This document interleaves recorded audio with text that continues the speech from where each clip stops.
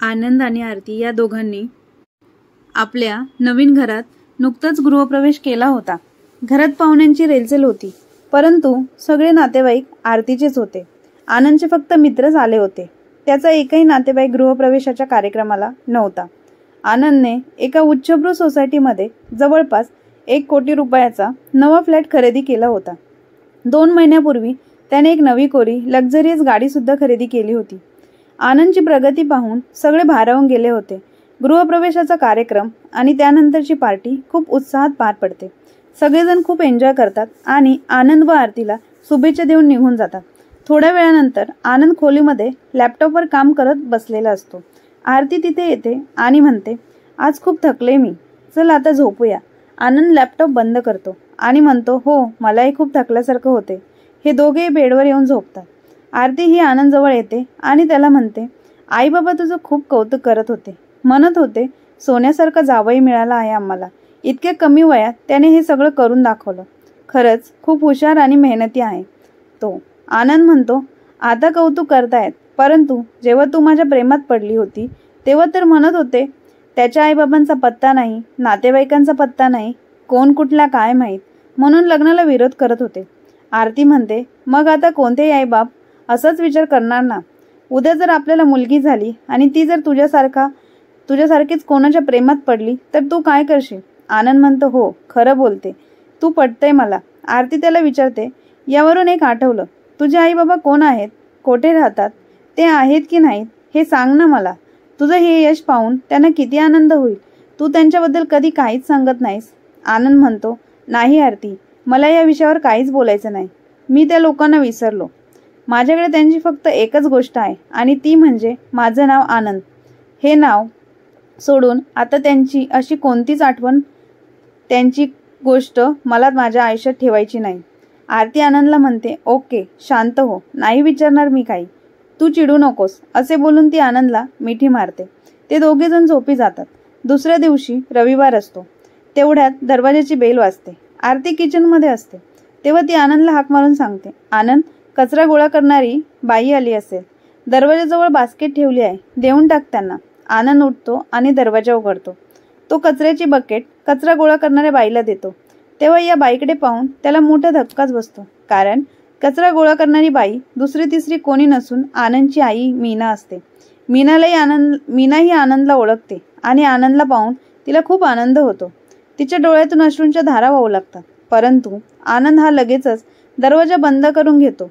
त्यामुळे मीनाला खूप वाईट वाटतं आणि ती डोळे पुसत वरच्या मजल्यावर कचरा गोळा करण्यासाठी जाते. आनंद दरवाजाला टेकून डोळे बंद करून उभा राहतो. आरती हॉलमध्ये येते आणि विचारते, काय झालं रे आनंद, दिला का कचरा? आनंद म्हणतो, हो दिला, आणि तो खोलीत निघून जातो. आरतीला तो त्याच्या आईबद्दल काही सांगत नाही.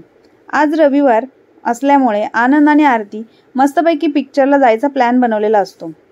आनंद पार्किंगमधून गाडी काढतो. आरती पार्किंगमध्ये उभी असते. ती गाडीत बसू लागते तर एक वॉचमन सोसायटीचे गेट उघडतो. या वॉचमनकडे पाहून तर आनंदच्या पायाखालची जमीनच सरकते, कारण बिल्डिंगचा वॉचमन दुसरा तिसरा कोणी नसून आनंदचा बाप सोपान असतो. सोपान सुद्धा त्याच्या मुलाला आनंदला ओळखतो. आनंदला पाहून त्याला सुद्धा खूप आनंद होतो. डोळ्यातून आनंदाश्रू येतात, परंतु आनंद त्याच्याकडे दुसरी नजर देऊन पाहतही नाही आणि गाडी सुसाट वेगाने तिथून घेऊन जातो. तेवढ्यात मीना सोपान जवळ येते. सोपान म्हणतो, अगं मीने, मी आपल्या लेकाला पाहिलं, आनंदला पाहिलं.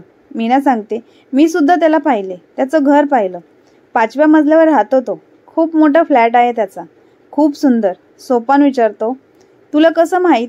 मीना सांगते, सकाळी कचरा गोळा करायला गेले होते ना, तेव्हा पाहिलं. कचरा द्यायला बाहेर आला होता तो. मग तुला काही बोलला नाही का तो? ओळखला का तुला? मीना म्हणते, त्याने तुम्हालाही पाहिलं ना, तुम्हाला काही बोलला का? सोपान म्हणतो, ओळखलं नसेल त्याने आपल्याला, किती वर्ष झाली. मीना म्हणते, ओळखले आहे त्याने आपल्या दोघांना. सकाळी तर घाईघाईने माझ्या तोंडावर दार लावून घेतलं.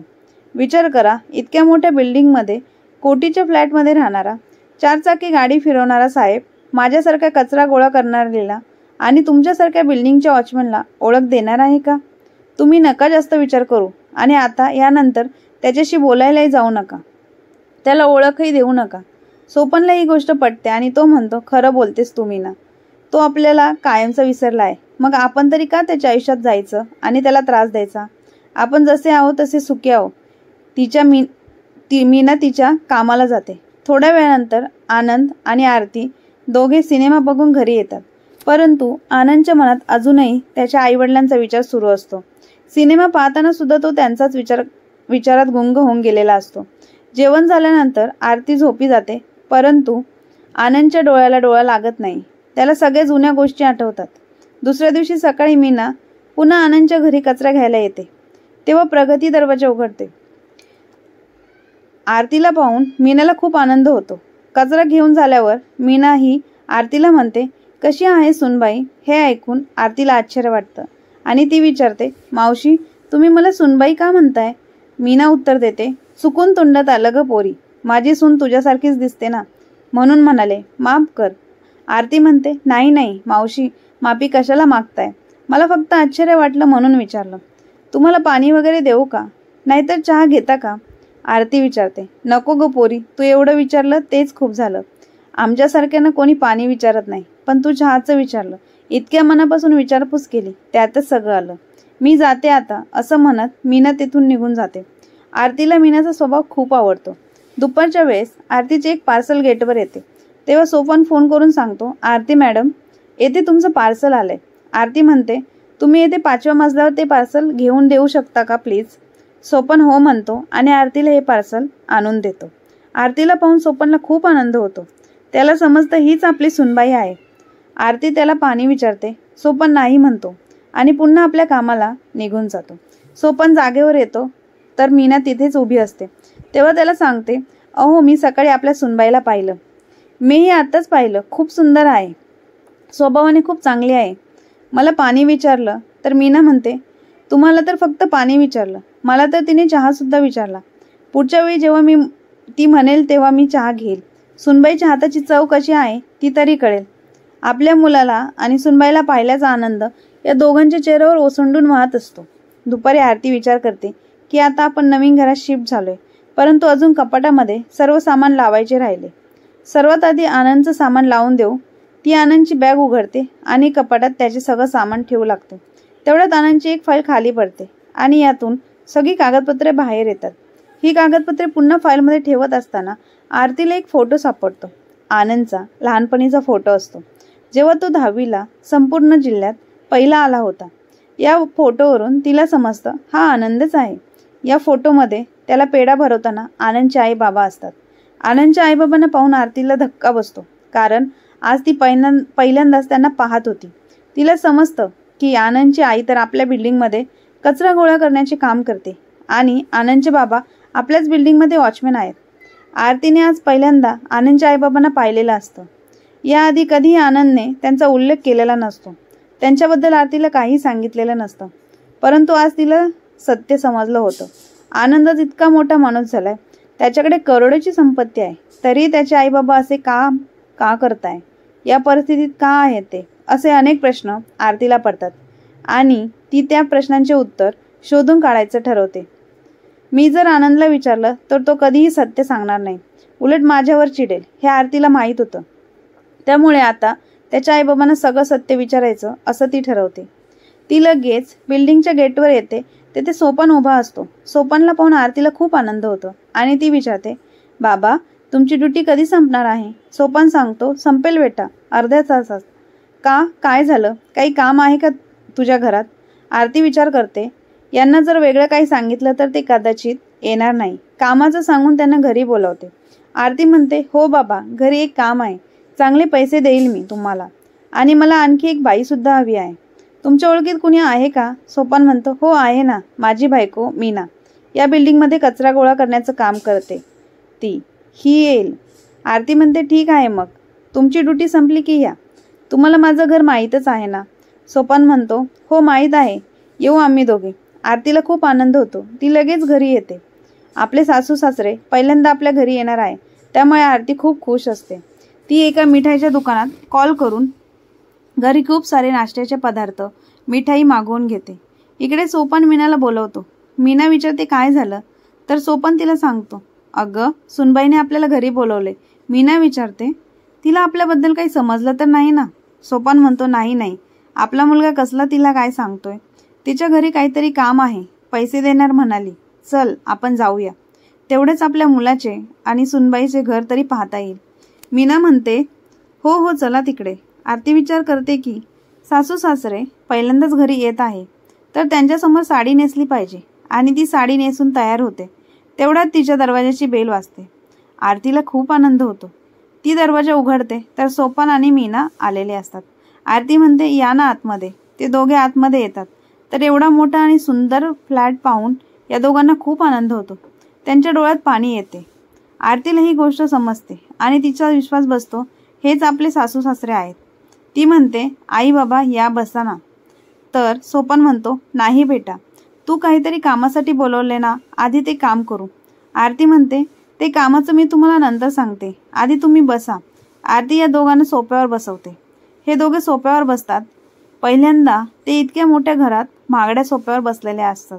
आरती किचनमध्ये जाते आणि त्या दोघांसाठी पाणी घेऊन येते. तोपर्यंत आरती त्यांच्यासाठी बाहेरून आणलेले नाश्त्याचे पदार्थ आणि मिठाई त्यांच्यासमोर ठेवते. आरती म्हणते, घ्या ना बाबा, घ्या ना आई. मीना आणि सोपानला समजतच नाही की आरती असं का वागते. ते दोघे खूप लाजतात आणि काहीच खात नाही. आरती म्हणते, असे का करता, तुमच्याच मुलाचं घर आहे, घ्या ना. हे ऐकून मीना आणि सोपानला जबर धक्काच बसतो. ते दोघे उभे राहतात आणि म्हणतात, हे काय बोलतेस बेटा, आमच्या मुलाचं घर असतं असं तर काही नाहीये. आरती म्हणते, आई बाबा, मला सगळं समजले. तुम्ही आनंदचे आई वडील आहात ना, माझ्या नवऱ्याचे आई वडील. आज मला त्याच्या फाईलमध्ये एक जुना फोटो सापडला आणि या फोटोमध्ये तुम्हीच आहात असं म्हणून ती हा फोटो त्यांना दाखवते. हा फोटो पाहून मीना आणि सोपान या दोघांच्या डोळ्यातून अश्रू वाहू लागतात.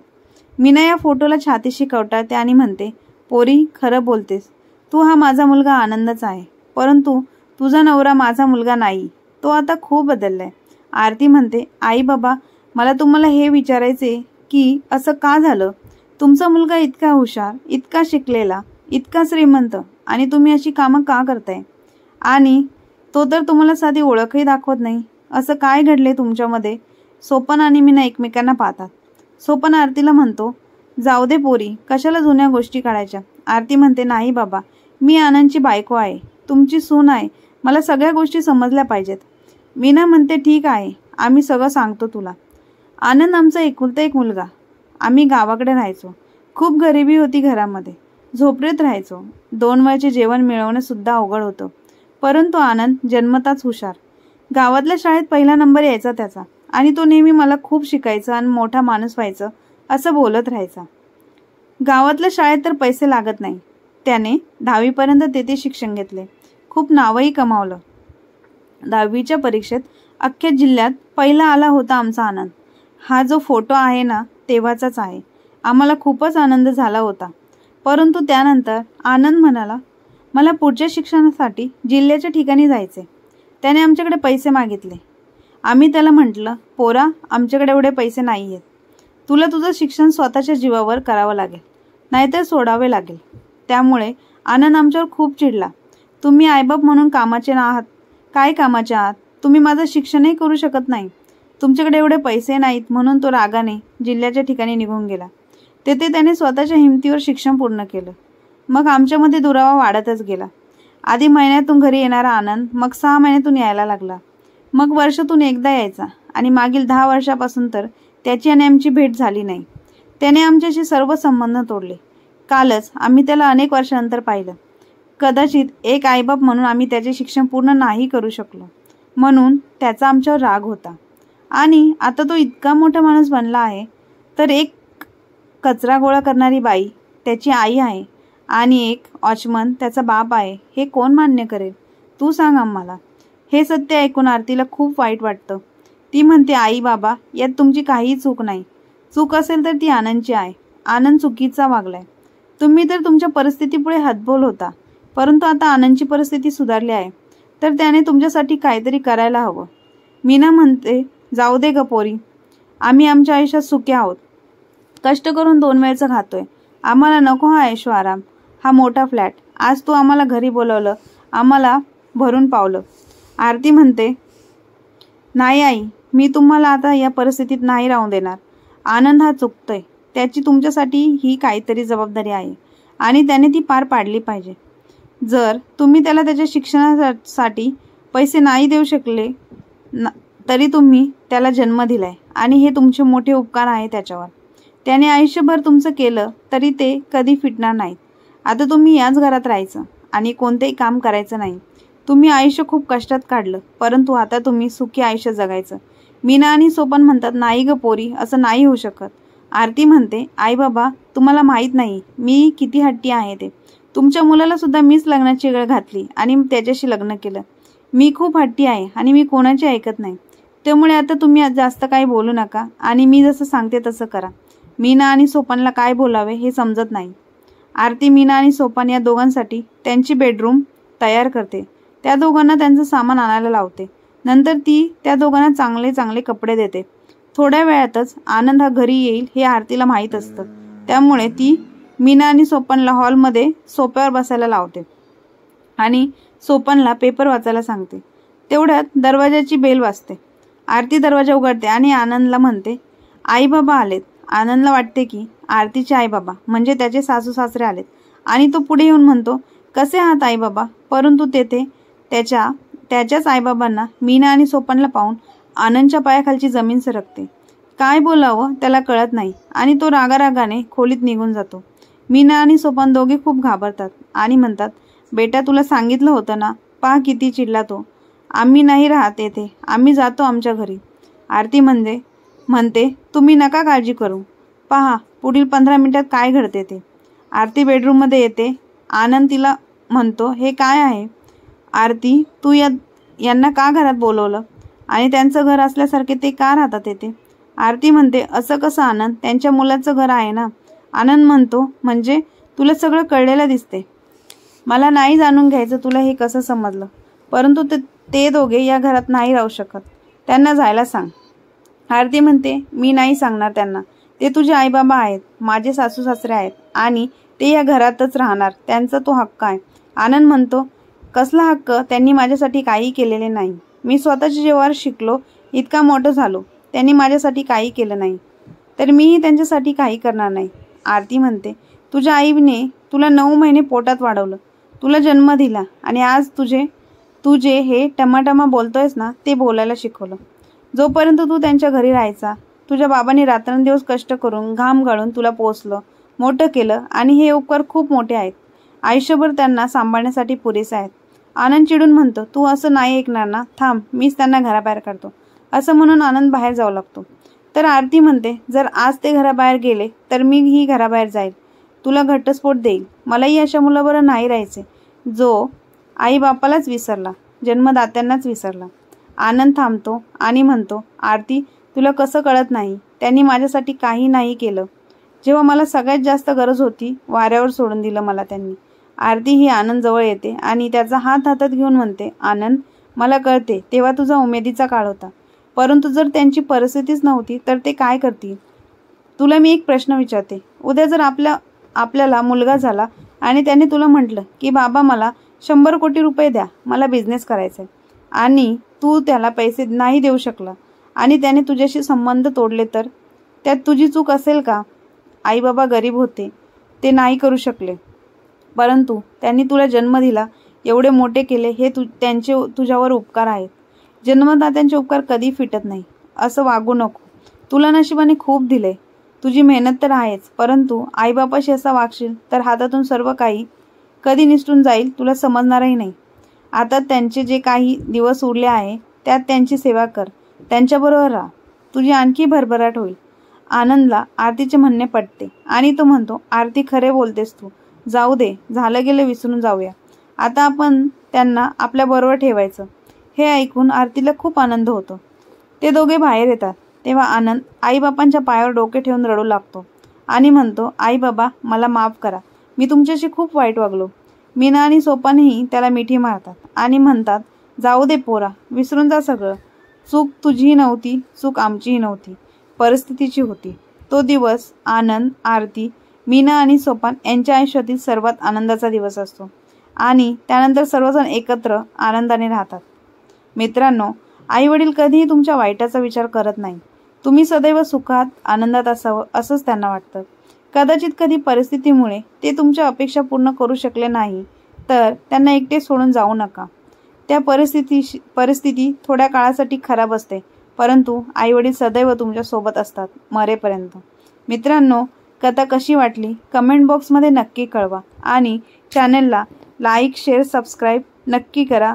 धन्यवाद.